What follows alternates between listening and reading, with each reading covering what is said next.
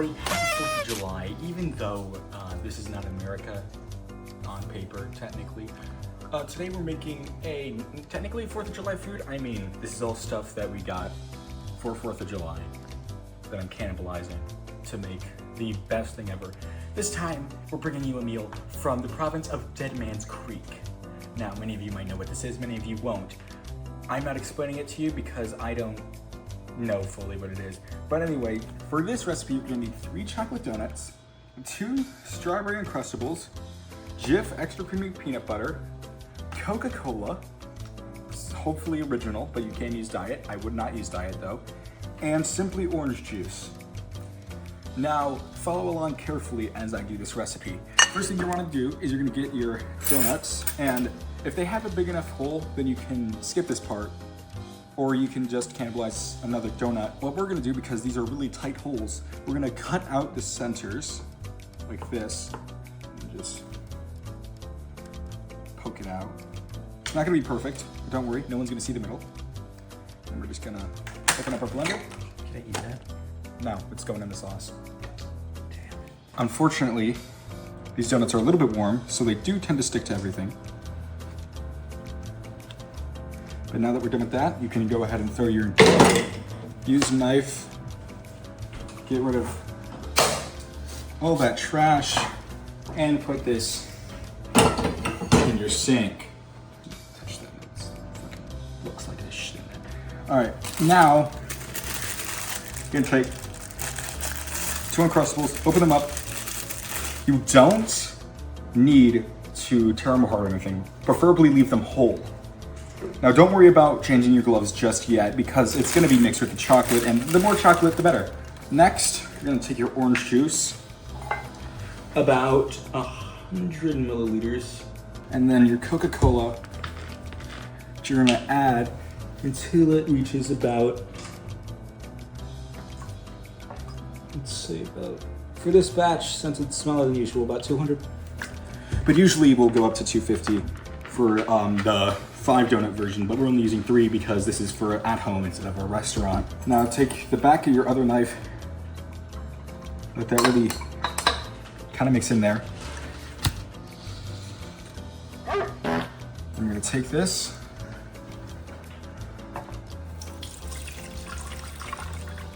pour that in there.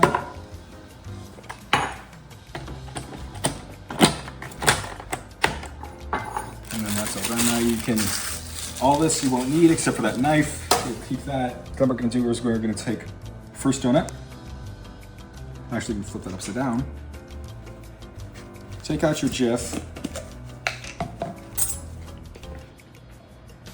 Take a knife, or you can use the spoon if you have more peanut butter. And you're just gonna really slirt it all over there. So what's this dish called? Stacking it. Take your second donut, put it on top.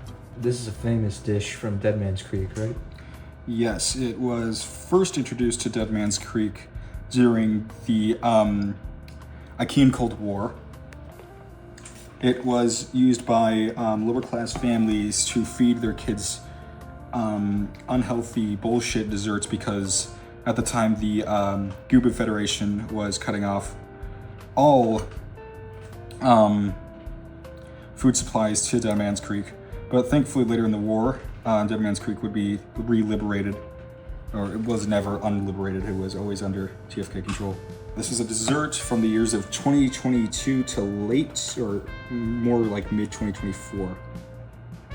Anyway, you're gonna take that peanut butter again, kind of get it in on the sides. So are you meant to eat this like a burger or like one donut at a time? There is no one singular way to eat this. Most kids who lived in Dead Man's Creek, even though they were being famined, were genuine fat asses. Our current Prime Minister, Bruce Lechnicak, came from Dead Man's Creek, I'm fairly certain. That's why he used to be a chud, but after he experienced the wonders that is proper food, after his diplomatic visit to the Achaean capital, Buzulishlik, he was no longer a chud, thankfully. I'm just gonna put the rest of the OJ in there. Just get that nice little orangey pop, you know? So we're gonna turn on our blender, click smoothie. How's that smell? Horrible, absolutely acid, acidic. So now we're gonna change our gloves. Don't forget to take your blade out before you start pouring because the blade can sometimes catch all the nice chunks. You don't want the chunks to get caught. Now, sometimes during the war, Achaean soldiers used to make this exact same recipe when they discovered it. During the brief, not Achaean, Gobian Federation troops would make things like this, but they wanted it to be more healthy, you know, to stay fit and hydrated and that stuff. So they would put peas in there. Peas is an optional add-on here at Eli's Kitchen. But for this recipe, this is the dessert menu. We're still doing desserts from all cities of the Flaming Kingdom, but we will be doing main courses and sides later this year during that school year. But this is our summer line, which is all desserts. And because I am obviously a giant fat chud that looks like a walking, talking blueberry with legs, everything I'm making is, of course, a dessert. I'm gonna eat that. Yikes. Yep. Now a quick taste to make sure that it's just right.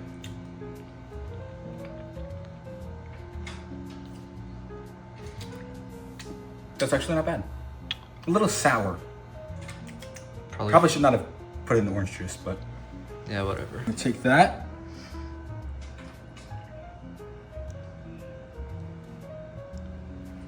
Work down the sides. Let that all seep out like that. It's the best part of the volcano. Yeah, look at that. It's like when they light your food on fire. All right, this failed. It was not supposed to pour out. Son of a bitch.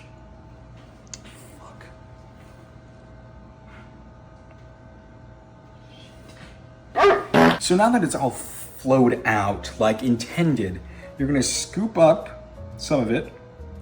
Just gonna let that really come down on the sides. This, you know it's looking good when it looks absolutely fucking repulsive. Like genuinely horrid. Like to the point where you do not want to eat this. But believe you me, folks, it is one of the best desserts out there. It even rivals the famed coconut cake. So now that it looks like I pulled this out of a witch's asshole, we are going to finish it off by... What was the last step? I don't know. I thought you knew. There is a last step. Nobody ever remembers it, but it always comes to you at the last second. It's a thing. You see, because the Goba Federation indirectly discovered insanity, they were all cursed by the great Johalia, praise be. So every time they make this dish, they can never remember the last ingredient. I wasn't part of the Goba Federation, but because anyone who makes it by extension doesn't remember the last ingredient, it's basically like... Peas? It's not peas, no. Oh. Peas was added on like last year. What was it? Damn. I can't say it on video, but it's this. To get that savory pop. I genuinely cannot form the words anymore. It's like weird. Imagine that saying pop. Ham. I feel like I'm having a stroke.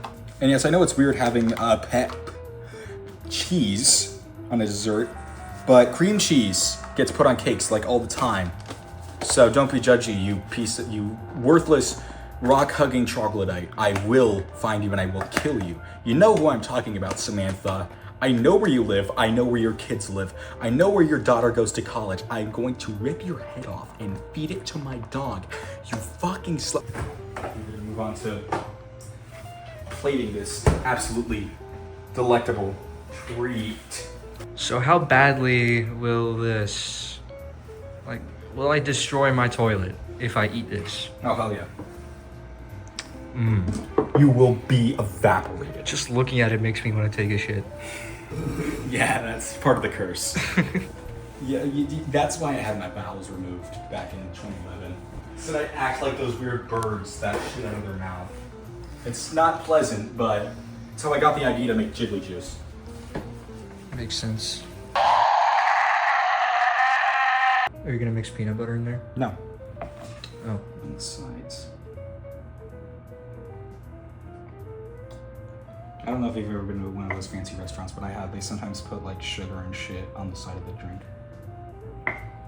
I've never been to a fancy restaurant, and I've never been to a restaurant ever that does that.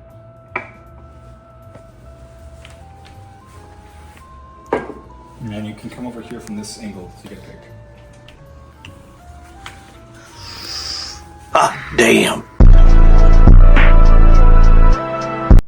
Hi guys, and good morning. Chef Eli here. Unfortunately, during our food review with Grand Viceroy Karthikeya Darbra, the audio somehow got corrupted. It literally sounds like a homeless guy in Toronto getting his balls tased off by a 30-pound gorilla. So unfortunately, can't use the audio. We'll have some like clips up in the corner during this so that you can somewhat see Karth eating it. It was good, according to him and me. I took a bite later on. So I'm here to describe to you what's in it. I mean, obviously you already saw me make it, but this is what's in it after it. So the giant puddle of goop around it is the innards of the donuts, not Parmesan cheese, a splash of orange juice, a bunch of Coca-Cola, and 2 Uncrustables, strawberry flavored. And then that's poured over it like a volcano, and it sits in there like a moat. And then that's 3 donuts stacked on top of each other, held together with peanut butter with Parmesan on top. So basically the story behind the food was that during the Achaean Civil War, and later on the later stages of the Unification Wars, the Gobo Federation and the Achaeid cult were obviously at war. And during that, civilians didn't have a lot of food to go around because it was all being shipped off to the front lines. So what little food they did have, they made into these delectable dishes. Some of them you might have already seen. Actually, last week's dish, Bullshit on a Plate or just Bee Soap, that was also made during the war, although it was made so late into the war that most people don't consider it a true war food. It was a normal recipe made in a restaurant at the time in the town of Insanity, before it got swallowed up by the great Johalia, praise be. So basically, the citizens of Dead Man's Creek, which was not at the time occupied, but it was still losing a lot of its resources that were being shipped off to the Achaeid cult to aid in the war effort, they didn't have a lot, so they threw it together with what they had, obviously. And during the war, some soldiers, notably from the Gobo Federation, during the push for the Blacktop in late 2023, they discovered it and they wanted to make it more healthy-ish. So instead of removing the chocolate donuts and basically all the other sugary goodness, they threw peas into the slurry and then put basil on top. So that was really the only change to the recipe. It's still called stacking it, although now we serve it to vegans. Sometimes we put chicken in there just to fuck with them. It's great. If you've never seen a vegan freak out after eating a giant ass chicken, I one time served a vegan a whole ass rotisserie chicken and they just ate that shit like whole. I kid you not, they swallowed it. It went down their throat. It elongated like a fucking snake. I don't know how else to describe it. Now that I think about it, they might not have been human. It was during my tour of Insanity when I was cooking foods for all of the world. Later on, I saw the exact same thing in China. The guy's face was like sideways and he had rows of teeth. Never mind. So during the war, soldiers and civilians alike ate it. And that's really the history of the food. That's it. The rest of it was lost when the records studio was mysteriously atomized. So that's really it. My name is Andrew Dingus.